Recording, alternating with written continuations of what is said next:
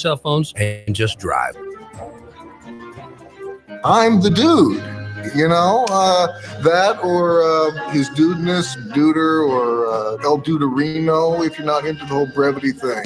Cougar Radio 92.7.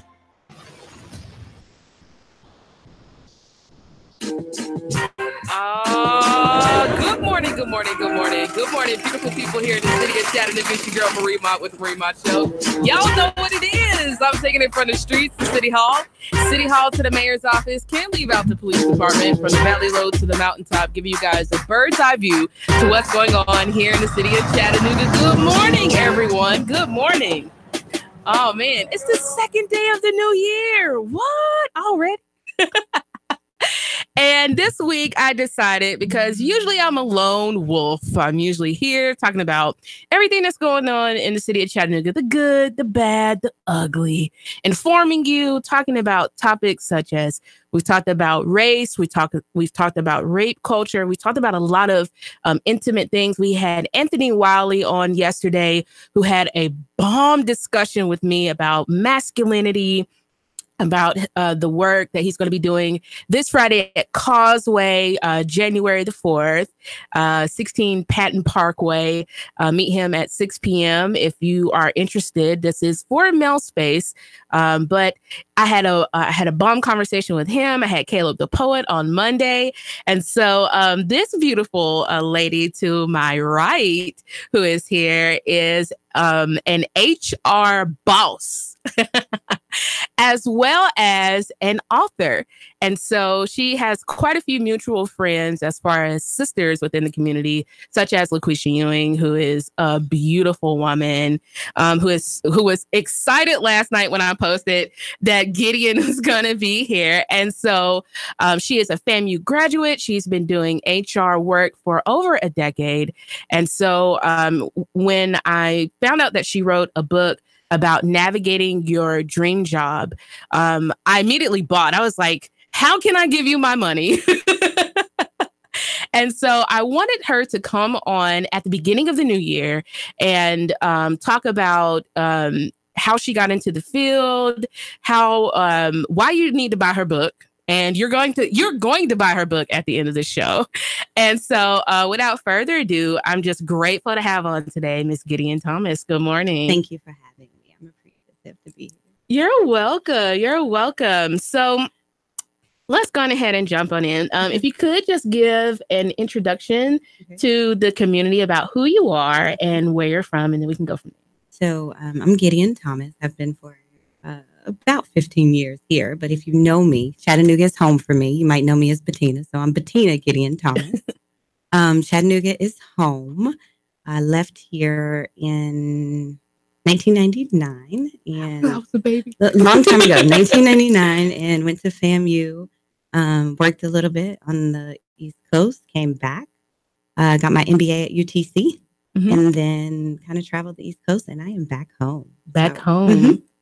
Amazing. And so when you went to FAMU, did you originally go to school for HR? No. So what? So so what did you originally go to school for? And then what was your transition that encouraged you to get into doing HR work and helping people get into their dream jobs? So this is kind of a weird story. My undergraduate degree is in business. I've always kind of been an entrepreneur at heart.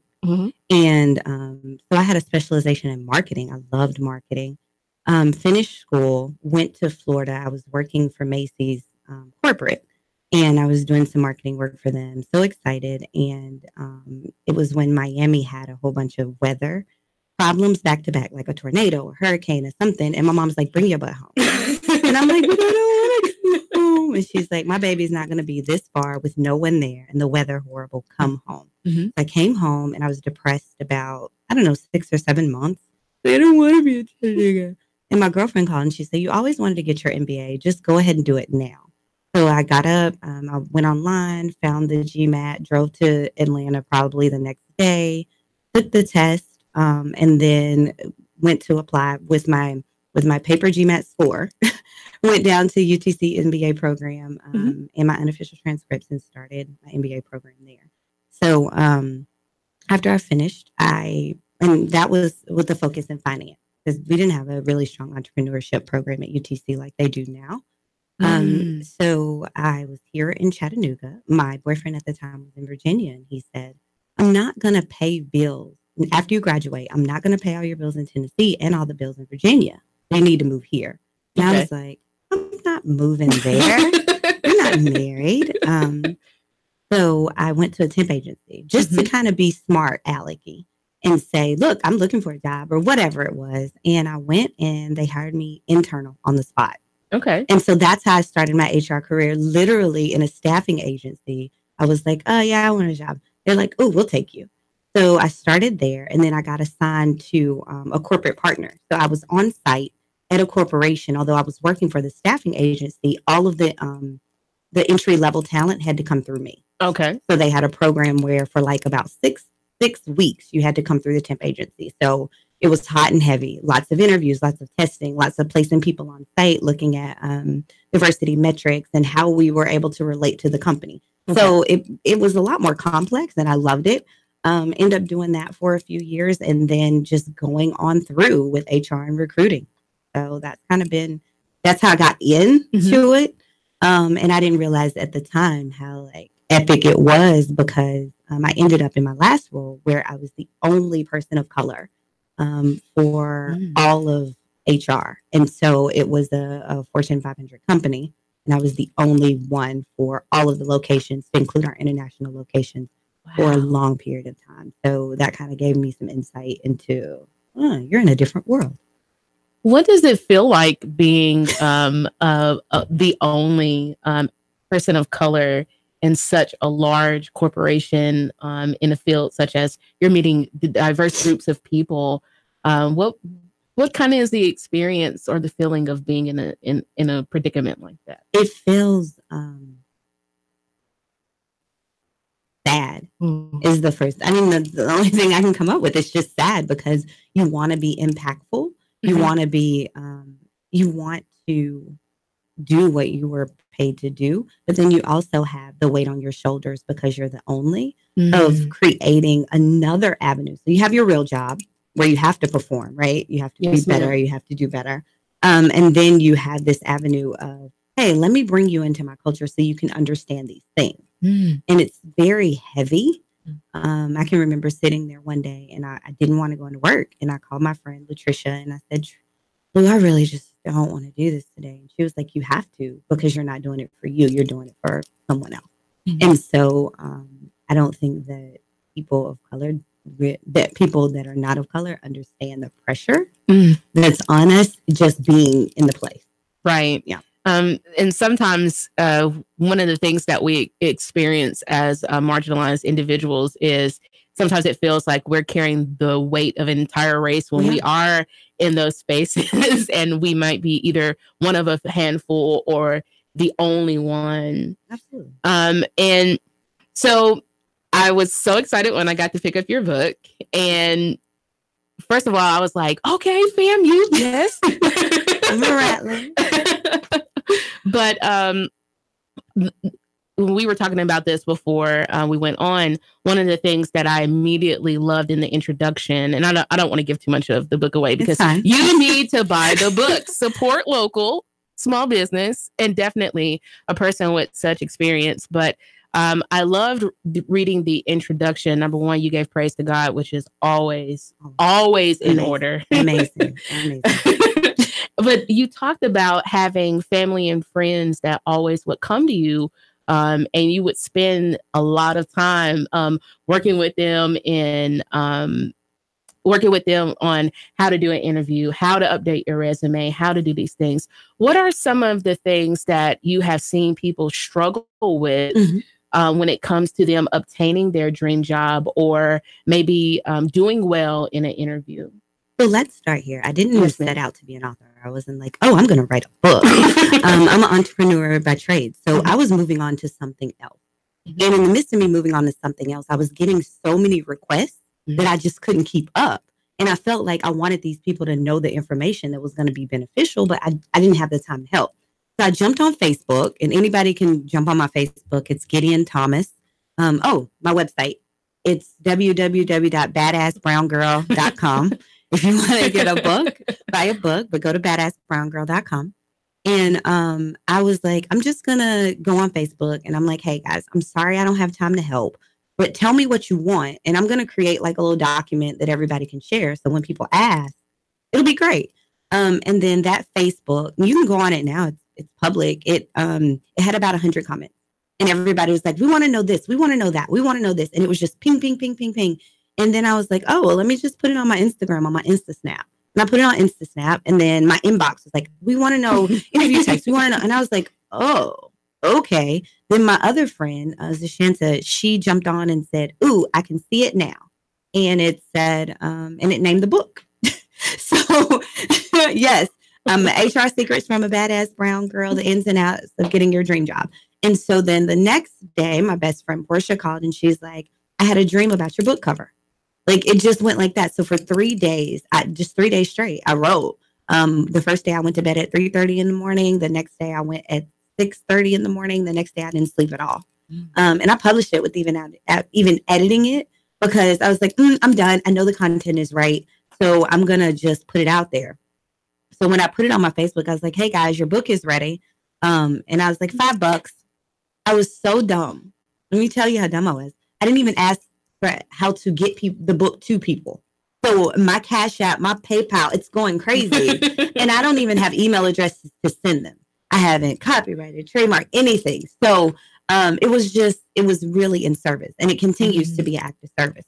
So I want to say that. So one of the things that I've consistently seen across the board is that people of color have gone places where they feel like they're who they are is going to be a welcome in these places. And so it's very much a different kind of packaging.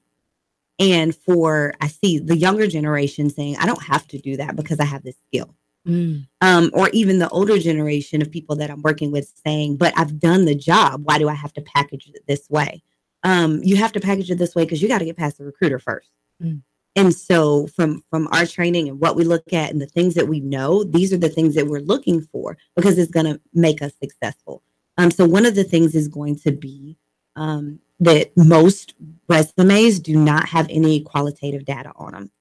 You need to put something, how much, how many, how often, because the world you're coming from, it doesn't really kind of make sense to me at all.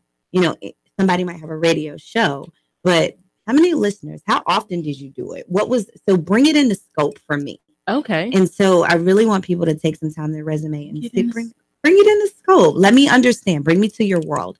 The other thing is going into an interview cold, like not practicing your interview or practicing your interview about what you're going to say, but not really knowing how to navigate it. So one of the things I think the strongest thing in the book is my STAR method. And anybody can Google a STAR method, but which is situation, task, action, and result. But I have a little spin on it that'll kind of take you from beginning to end. So the first thing you need to do is put into scope exactly what it is. How much, how many, how often. Then tell me the situation. Tell me the task you took and then the action and the results of that task. And then most people at the end of the question are like, and they don't know when to stop. And so the other part is to actually tell me the result it had on somebody else. What's your impact? So my colleagues were so excited that we were able to win the such and such, or my manager gave me a gold star because blah, blah, blah. So it gives you a place to stop. And so going into interviews, people don't know how to own it. And it's your job interview.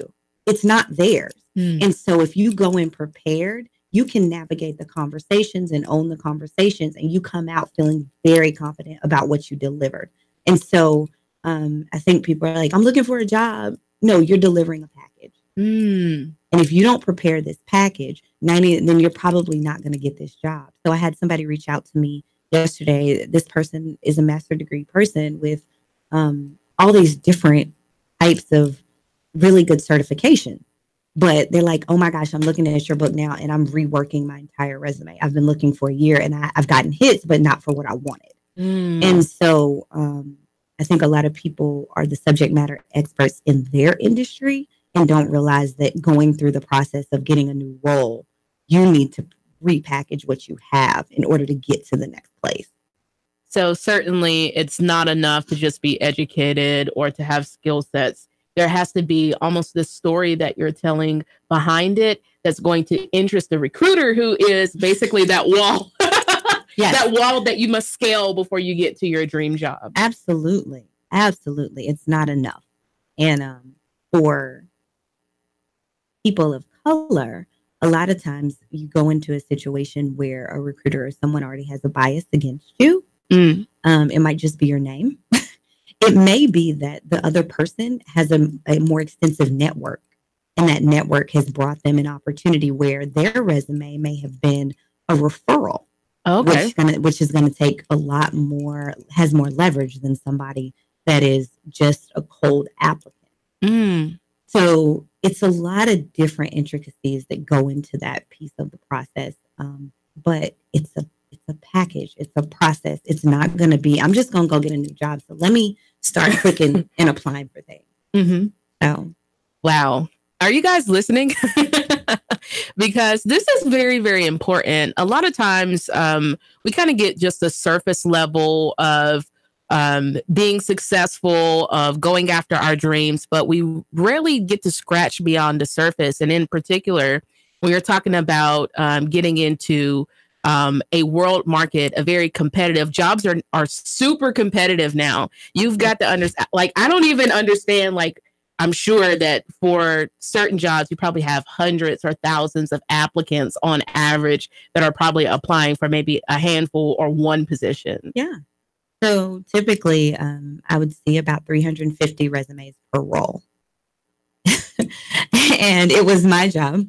And this is across the board for all the positions. The lower level roles will be even more. So if you're talking about customer service, or you're talking about something that is clerical, it's probably around 500 or 600. Yeah, so it's quite a bit. And so during that time, we spend maybe 2 minutes looking at resumes, and we run through them that fast. And then at the very beginning, the intent is to sift people out, not bring people in. So if you give me any reason to sift out your resume, I'm going to do that. And so if you have like a spelling error or something in your grammar, or like your spacing is weird because you uploaded it on Word instead of PDF, and I'll hear people say stuff like, well, I applied for this job, so I'm going to wait on blah, blah, blah. And it's like, it's a billion applicants. That's what it looks like on our end, right? It's a billion applicants before you get from the applying to a job all the way to starting the new job. That process is about 12 weeks. So during that first part of the process, the intent is to sift you out.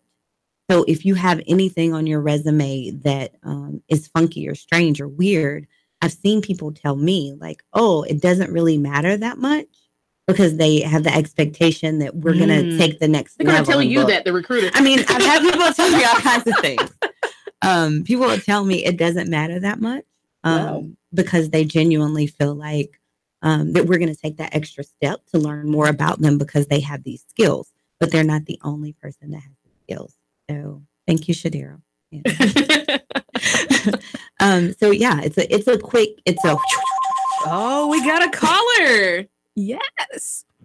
Good morning. Good morning. Good morning. Talk to the people. Hey, this is Donna calling about your federal. No, Donna, you're not calling about federal anything. Really? Okay. Sorry about that. But man, so give them, we're getting ready to wind down for the first part of the segment. Okay. So just for people who are tuning in to the first half of the segment, give them the website again, how they can purchase the book and be supportive of your movement. So the website is www.badassbrown.com. And so you can go and get a book, and hopefully it would be really helpful to your career search.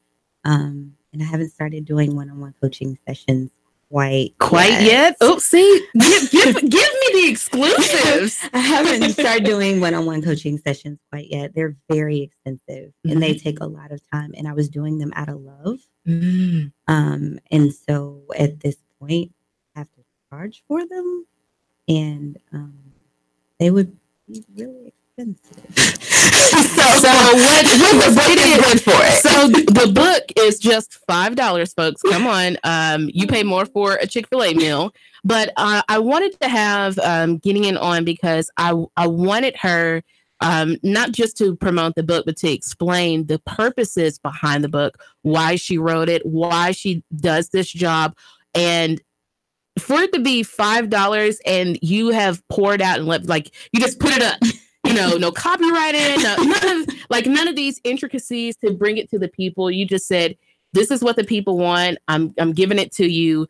Be supportive and stay tuned for the second half of the segment. We're going to continue to talk with Miss Gideon Thomas. And thank you so much for coming on. Thank you for having me. Yes, ma'am. Stay tuned on the Marie Mott Show.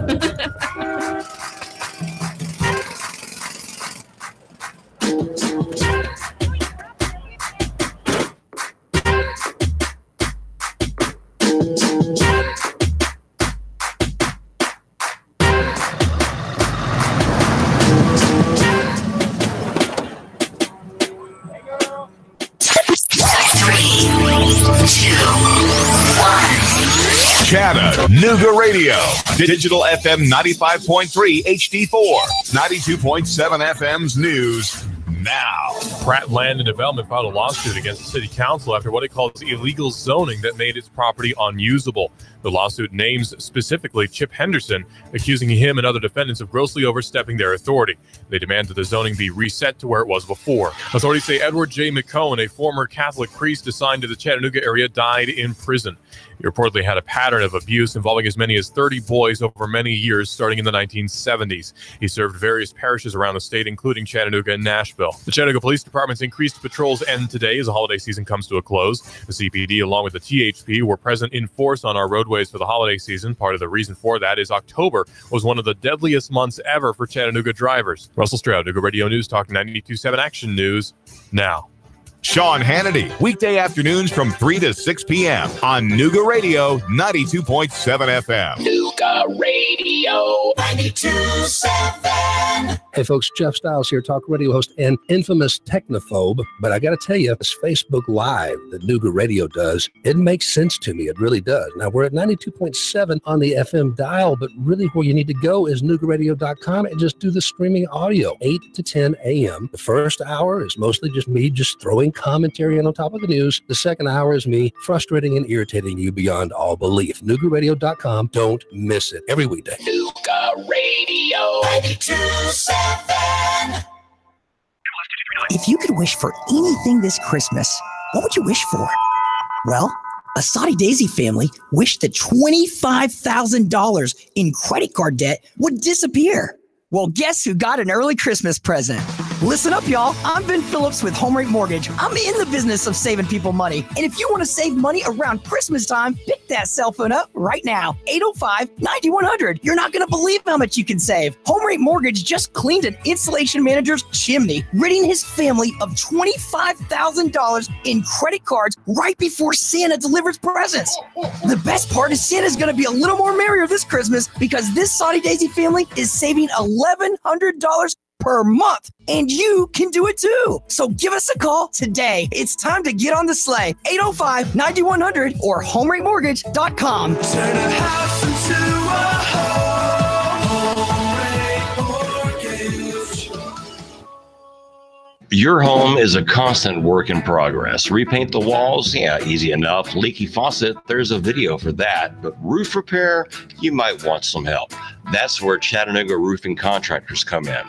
They have 3 generations of roofing excellence you can count on. Leave the ladder in the garage.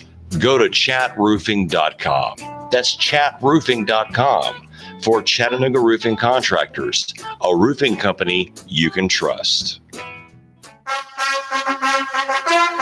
Hey, Hey, you. Yeah, you. This is your sandwich speaking. Yeah, your sandwich. And you know, you can't find me any place but the Mad Philly Sandwich Shop. Mad Philly Sandwich Shop, just off 153 on Shaliford Road. It's in the little plaza. Hey, check out these buns. Yeah, they're Amorosa. All the way from Philly. So bite me. You want a real Philly cheesesteak? Check out my meat. Throw some cheese on it and grilled onions. Oh, yeah. Now that's what I'm talking about. Only at the Mad Philly Sandwich Shop, where you'll always get the real taste of a Philadelphia cheesesteak. Plus hoagies, burgers, sandwiches, salads, fresh cut fries, tater tots, and other stuff. Mad Philly Sandwich Shop, just off 153 on Shaliford Road, right across from Mountain View Service Center. It's in the little plaza. Hey, come on, we're waiting for you here. So just shut up and eat it.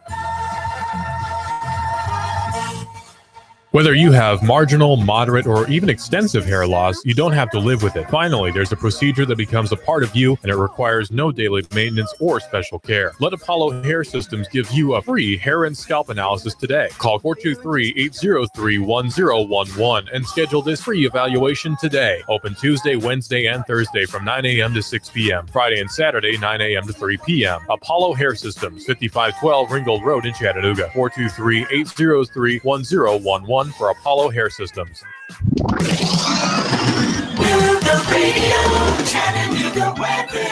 Expect cloudy skies with a few scattered showers out there for your afternoon. Highs into the lower 50s. Tonight, more rain will move in. Lows near 45 with some mountain fog. For Thursday, after a wet start, dry for much of the day. Highs into the lower 50s with more rain returning for Friday. Tired of the pressures and hassles of car shopping? Come see what more people are making the short drive to Jackson Chevrolet Buick GMC in Lafayette or online at jacksongm.com. That's Jackson Chevy Buick GMC in Lafayette. And I'm Sorgene 12. She can hear all she has for. The radio 92.7.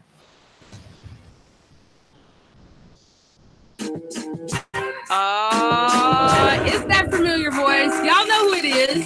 That's right, it's the hottest radio show, period. It's Marie Mott with the Marie Mott Show. That girl that loves to love you, even though some of you guys hate to love me. And today I'm so glad we're in a new year where we get to talk about some new things, right? We get to level up. Right? We're going to glow up. Some of us need to grow up, but we're going to do some different things. 2018 was a little rocky. It was a little rocky. It was a lot going. You shook your head in agreement. Was it a little rocky? It was rough. It was rough. It was painful. Oh man. It doesn't. I'm glad to be out of it. It was a lot that happened in the city. It was a lot that happened even in my personal life.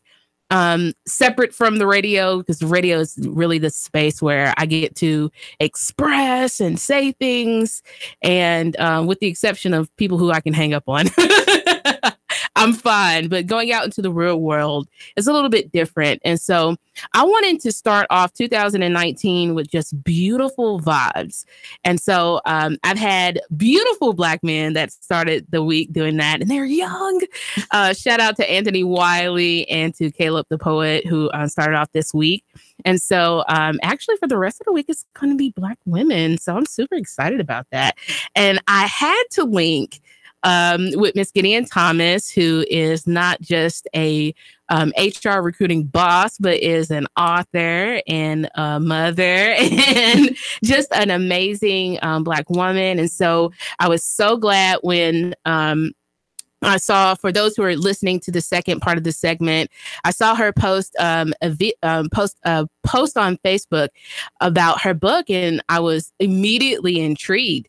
And so I was like, yes, I need this. And if not just for me, because, you know, one of the things that we have questions about in life is sometimes who's going to do this job and how, these things that must be relayed to the people. One of the things that I love about women, and in particular Black women, is that we just care about people and that we're always serving people. And I was so proud. Like, I was like, man, I should have paid $20 for this, $20 for this book, because the first thing that I saw in the introduction was service, and then started reading and like, man, I have failed miserably, even though I've done well at getting into positions like I stepped away from corporate America this year, working at Cigna, and that was an interesting ride in corporate America. And one of the things that I can say, like hindsight is 2020, is like, man, no wonder maybe I bombed that interview, or maybe no wonder why I didn't stand out when I first applied. Because one of the things that I experienced, even though I did well in about 5 years, I went from being a temp to being a senior specialist for internal auditing, and it was a climb. It was a climb, but I started as I worked about a year making $9.50. Ooh, Jesus, making $9.50 an hour, and I told the Lord, like, God, if they don't hire me on permanently, I'm going to walk out of here. Because I can't afford to pay my bills on time, and I can't afford to pay them late. And he opened up a doorway for me. And so I got on permanently with Cigna Health Insurance and customers, like in customer service for the doctor side. And I'm a hustler. So I have drive. And so I got in and I'm working, mastering things. And so once I kind of master things, I'll go to my supervisor and say, hey, is there anything else you need me to do? Is there any other help that you need in other areas, even if I'm not getting paid for it? Right. And so I did that. I learned another line of business. And I didn't get any pay for doing these extra things, but I knew it would pay off later down the road. But one of the things that I experienced was probably maybe like 2 years in, I felt like I was stagnated because I wanted to do more than what I was doing. And I kept applying internally at Cigna, and I never could break through. Mm. And finally, I broke down and I went to Mama. So my moms know everything. They're amazing. And I'm super blessed. I have a mother who's was first person to go to college in our family and be a chemist and a project manager. And so she's seen like the other side of not HR, but supervisor roles. And so I was like, Mama, Mama, I'm so tired. I'm having this breakdown moment. She's like, first of all, baby, like, calm down. But exactly. But secondly is, let me see your resume. Like, what are you writing? How are you writing it? Because I will tell you, and I was like, man, are people doing this? She's like, the first thing that we're going to do is we're going to see how you're talking about what's on your resume. And then depending on like your attitude and how you answer questions, there have been, especially with her being on panels with other people who are not of color and who are not women. Right. Often they'll chuck your resume into the trash. And I was like, Mama, they do that? And she was like,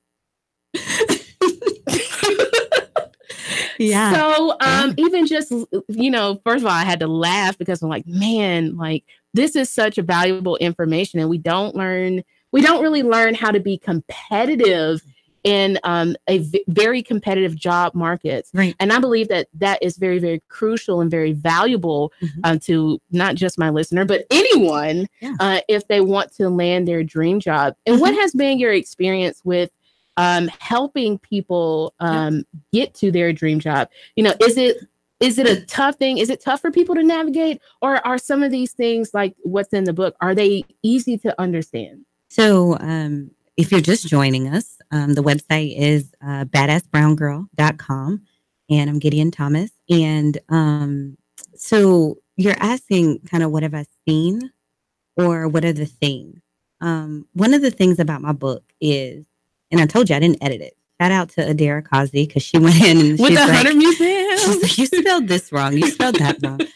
But one of the things that I was very cognizant of is tone. Because I wanted it to sound like exactly how it would sound if I was talking to my friends. But I keep it really, really simple. And throughout the book, there are times where I'll go into my monologue of what I'm telling you that's helpful. So there's one piece where I'll give you some insight now. And if you've gone into a company and you've applied for 10, 15, 30 different jobs, when we're looking at our screen and looking at your resume over on the left, usually these tracking systems, I can see that you've applied for 15 other jobs. I kind of go past your resume really quickly because if you didn't qualify for any of those 15, I know you're probably not going to qualify for this one. And so those little bitty trinkets are things that I tell people in the book because I'm like, make sure that you're applying for jobs you really want versus just kind of, I'm just throwing my resume out there. And that's a strategy that a lot of people use. I'm just going to apply for everything and see what happens. I'll throw and although they think that it's haphazard, it's still a strategy, right? Mm-hmm. So one of those things, kind of sitting down, and the book takes you through all of this, and it's what I do with my friends. So it's simple. Like, what's your dream job? What does it look like? Okay, go online and find 3 of those. Let's look at the job description. Mm-hmm. Job descriptions, again, are just a wish list. You can get positions that you don't necessarily qualify for based on the job description. So it's a wish list, but go get the 3 job descriptions. Look at them. Let's utilize those kind of as insight to build pieces of your resume based on your experience. Okay. So there are some things that we have all, we do when I sit down and partner with my friends or partner with my family. It's really simple, but you probably never thought about it that way. Talk about networking. So if you go online, networking is going to tell you need to go in and meet 10 people and shake their hand. And networking can be a little bit different for people like us that are introverts. So in the book, it talks about a different strategy you can use with introverts. So making a list of people that are in different categories. So 5 family members, 5 people from friends, 5 community members that you want to reach out to individually. And you want to make that connection. And it might be a text message. It might be an email. It might be a coffee date. Mm-hmm. But it's that individual connection versus going into a room like, oh, I've researched this person. I want to meet them. When I leave, we're going to have coffee. Oh, and that is so, oh my goodness. True introverts already know where I'm going with this. Like, that is so overwhelming. And I know that I went to the Honey Museum has been doing a lot. And shout out to Adara Causey. Like, so she is so boss. And I love her to death. She is a sweet pea. Mm-hmm. And man, even though I got there, so I'm obsessed with getting places early because I don't like wasting people's time. Yes. And even though I got there early and it was just a handful of people and then it grew to a very large crowd, I was like, my inner me was like, oh God, I got to get out of here. Too many people to talk to, and they're coming up to me shaking my head. And nothing against people, but it's just, for us, it's overwhelming sometimes to have so many things going on around us. And I need to have those intimate sit downs with people. And that's something that you've offered in your book. Yeah. So we talk about in the book as well in terms of networking and some alternative methods for networking that work different for different people. So it starts off with like, what is your dream job? Let's look at it. Let's build the resume for it. Let's get you the interview. And that's part of the networking piece. And then once you have the interview, these are the interview types of interviews. Here are the types of interview questions. Here's how you can answer those questions. And then after the process, even after you get a job offer, how are you going to negotiate your salary? When to talk about money? So all of that is included in the book. I didn't even know. See, nobody prepares you for some of this stuff when you go to college. Yeah. Or like, Cigna was the first time where I got a quote unquote offer for a salary. And a lady, I was like, when she says offer, that means that, do I counter this? Or and so I was like, do I negotiate this? What do I do? Because I had never been in a professional setting such where somebody sent me a quote unquote offer for a salary, and I didn't know what to do. Nobody prepares you for that, and it's not because you're dumb, or it's not because even now I can remember giving people offers that were over $100,000 based on their skill set, and they still were kind of awkward and didn't know what to do and how to do that. And I've coached people on the other side to get up to that, and it's been effective. And so one of the things I'm going to say is, the more skills you have and the more specialized skills you have, and the more you have engaged with the recruiters and the more you have engaged with the teams, and the more you really feel like it's a good situation, which takes a lot of self-awareness, the more leverage you have for negotiation. Okay. And so I'm working with a friend now. I mean, dear friend, love her to death. And she just got an offer and it was 90 and it had some other stuff in it. And she was about to accept it. And I'm like, whoa, wait. Send this to me. Mm-hmm. And we sat down and we were able to get to something that was about another 15% more overall, not even just dollar amount, but an overall situation that was better in her best interest. But she didn't even know she had that leverage. And so we talk a little bit about it in the book. And it's sort of like being in a relationship. You know how when you first start dating someone, it feels all warm and fuzzy and you really genuinely know how they feel about you. Mm-hmm. It's that feeling. If you know you have that feeling, then you have some leverage. Okay. If it's really cold, dry, here's your piece of paper. We hire 1 billion of you all year. Then you kind of have a lot less leverage. But everything is relationship based. And it's going to depend. So it's important. Oh, man. Are you guys tuning in? Badassbrowngirl.com. Shout out LaQuisha Ewing for promo code is half. Oh, my goodness. You're dropping so many gems. One of the questions that I have. So let's say I land my dream job. Yeah. The work is not done then, right? No. No. And I stay away from that piece. Okay. I do. There are a lot of really great people and sites and a lot of different places where you can go and get that additional insight. So I kind of stay in my lane. And my lane is getting you what you need to get there. Once you get there, the rest is up to you. No. Okay. No, I want to ask. Definitely not. It's definitely, again, a strategy. Mm-hmm. If I would say hire LaQuisha as your coach, because she is the one that can give you a lot more insight into that. And she talks once you get there, she talks about knowing the rules to the game before you go in and play, and knowing that it is a game. It's not I just show up every day and do my best and all great things are going to happen. It's not the reality of it. So. Amazing. So 2019, what are some of the things that you would encourage for young people who are getting out of college or young people who are getting out of high school? What are some of the things that you would encourage them to do besides buy your book to start working towards getting their dream job? Because I have a lot of young people who tune into me and they're so... I promise I've learned more in my adult life than I learned in school.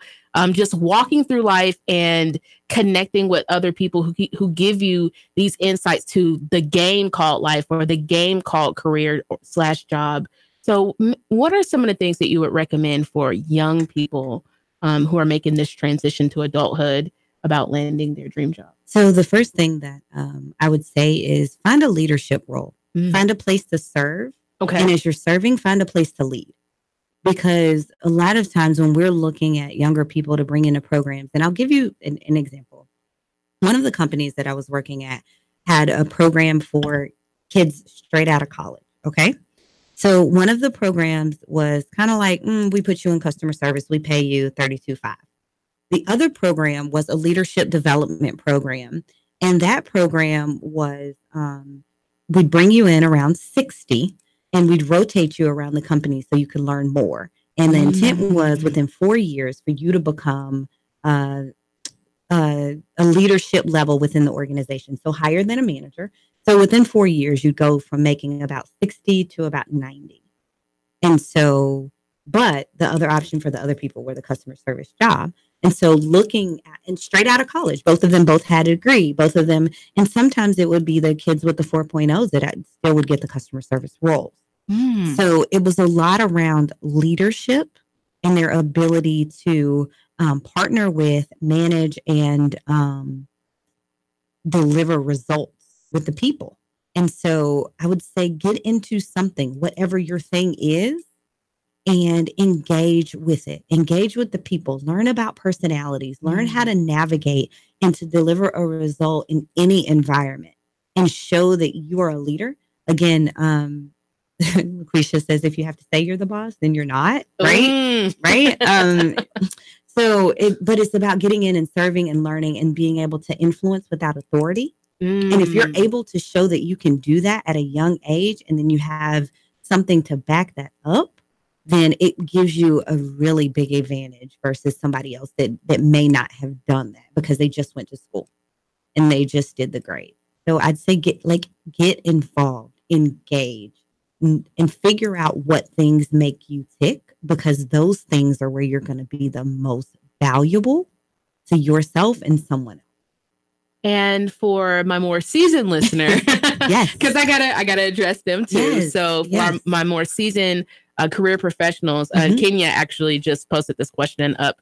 People have been commenting so much, but one of the questions that she had was, what if you're looking to change careers? So you're already a seasoned professional. Maybe you already have some leadership skills. What are some of the things that you would recommend for somebody who wants to change a career? Most of that is covered in the book in terms of finding your dream job and then going through that process. So you can definitely get in the book and it'll give you some insight. Another thing, when you're talking about a career transition, again, definitely want to volunteer. Okay. Because your network is going to give you a lot more leverage. So if I'm in a place where I am working for free, and I have a friend, and she talks about how she was leading the young professionals here in Chattanooga, and she felt like it wasn't that great, and she wasn't doing that great of a job, but somebody was watching, and it helped her to get the leverage to completely transition to a different industry, because somebody in that industry that was a playmaker was watching. And they said, I like the way that you lead. And she's like, ooh, what you do is what I'd want to do. I don't want to say her name because I haven't, I don't know if she's okay with that. But what she said is, what you do is what I want to do. And so they tapped her and said, I will grab you and I will be your mentor through this process. So you might not know what this is, but you have the skills to do it because I see you in a leadership capacity elsewhere. And so if you want to, be a professional whistler and you've never done that before, figure out where the people are whistling.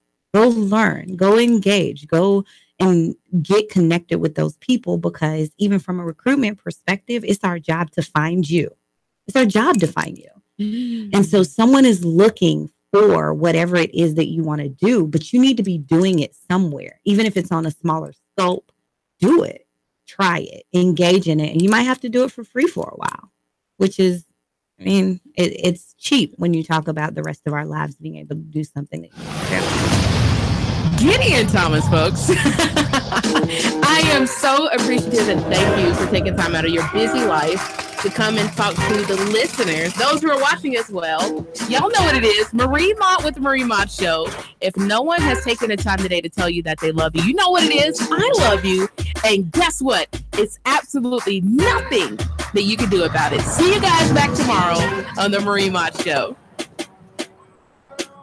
3, 2, 1.